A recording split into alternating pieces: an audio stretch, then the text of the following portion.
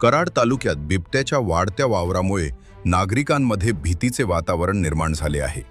शुक्रवारी रात्री उंडाळे शेवाळेवाडी रस्त्यावर बिबट्याने दुचाकीवर झेप घेतल्याची धक्कादायक घटना घडली. या हल्ल्यात माजी मंत्री स्वर्गीय विलासकाका पाटील उंडाळकर यांचे नातू आणि राष्ट्रवादी काँग्रेस अजितदादा पवार गटाचे नेते उदयसिंह पाटील उंडाळकर यांचे चिरंजीव युवा नेते आदिराज पाटील उंडाळकर जखमी झाले आहेत. कराड तालुक्यातील शेवाळेवाडी परिधिराज पाटील उंडाळकर हे दुचाकीवरून घरी परतत होते. उंडाळे शेवाळेवाडी रस्त्यावर अचानक बिबट्याने त्यांच्या दुचाकीवर झेप घेतली.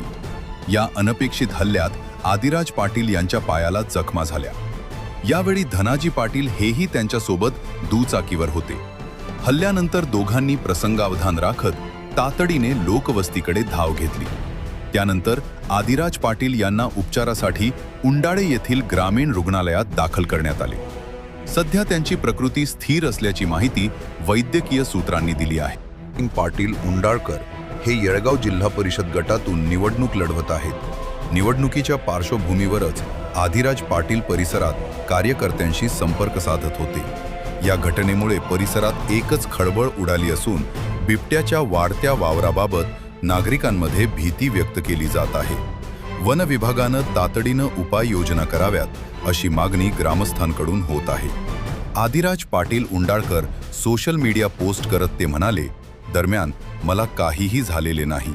सर्वांनी आपापले बूथ सांभाळा. कुणीही भेटायला येऊ नका. मी उद्या बूथवर भेट द्यायला येणार आहे.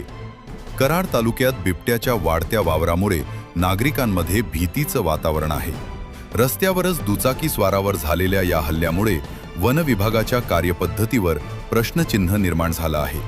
आता वन विभाग यावर काय उपाययोजना करणार याकडे संपूर्ण परिसराचं लक्ष लागलं आहे.